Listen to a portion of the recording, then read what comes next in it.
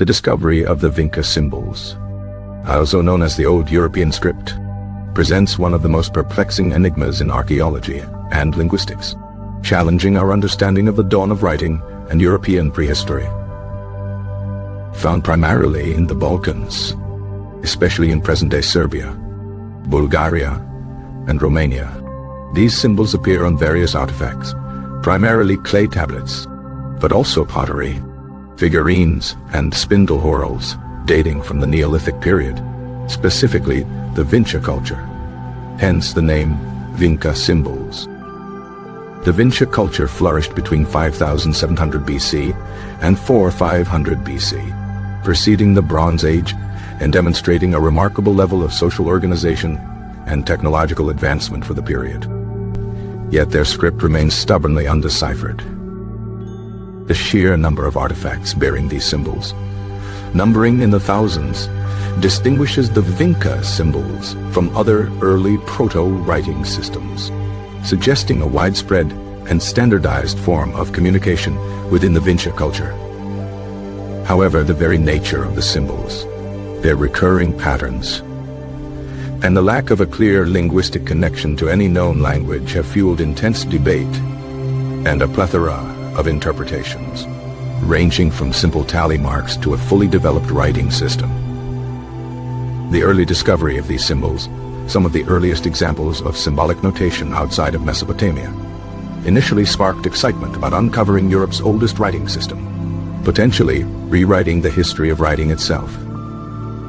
The first significant finds occurred in the late 19th and early 20th centuries, during Austrian and Romanian archaeological expeditions in the Banat region of Serbia, revealing the potential for a rich and complex cultural heritage. Carl Georgius von Haeckel, an Austrian linguist and epigrapher, was among the first to study these symbols, proposing in 1908 that they represented a syllabic writing system related to Sumerian, a bold claim that ultimately proved unfounded but initiated serious scholarly attention.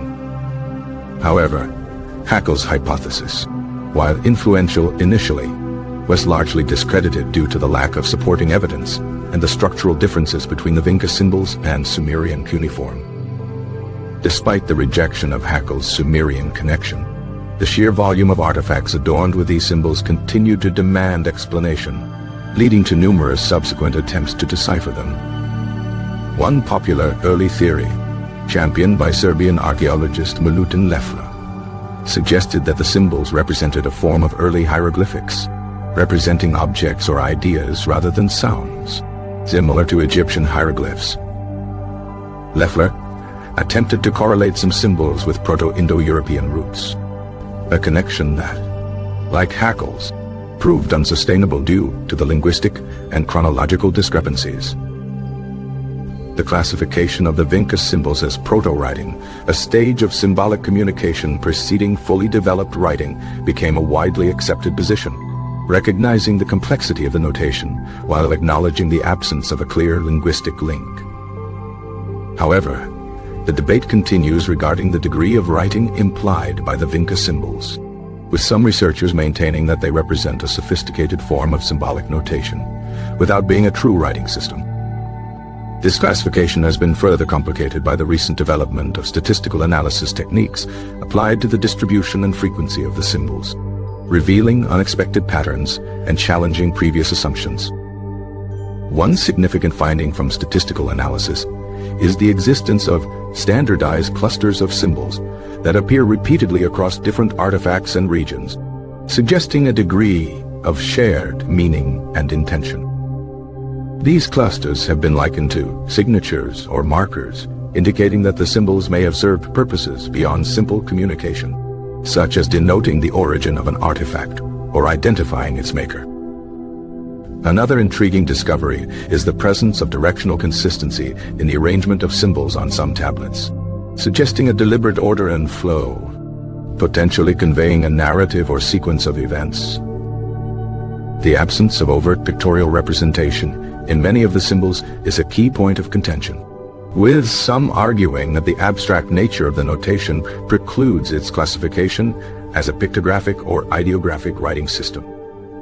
However, Proponents of a more complex system propose that the symbols may represent abstract concepts or phonetic elements, requiring a deeper understanding of the Vinca culture's worldview and linguistic structure. The possibility that the Vinca symbols represent a logo-syllabic system, a combination of logographic and syllabic elements, has also been explored, suggesting that some symbols represent whole words while others represent syllables.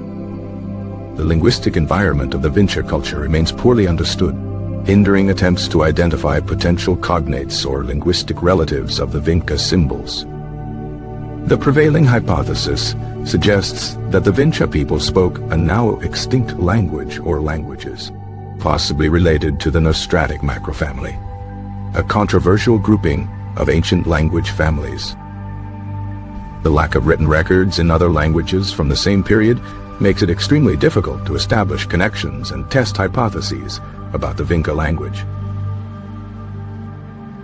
Some researchers have proposed that the Vinca symbols may have served primarily as a form of ritual or religious notation, used to record ceremonies, myths, or cosmological beliefs. The presence of Vinca symbols on figurines and other objects associated with burial rituals supports the notion of a symbolic or religious function. Another possibility is that the Vinca symbols were used for economic or administrative purposes, such as tracking trade goods, recording land ownership, or managing resources. The discovery of Vinca symbols on spindle whorls, tools used for spinning yarn, suggests a potential connection to textile production and trade. Recent technological advancements in image processing and machine learning have opened new avenues for analyzing the Vinca symbols, enabling researchers to identify patterns and relationships that were previously undetectable.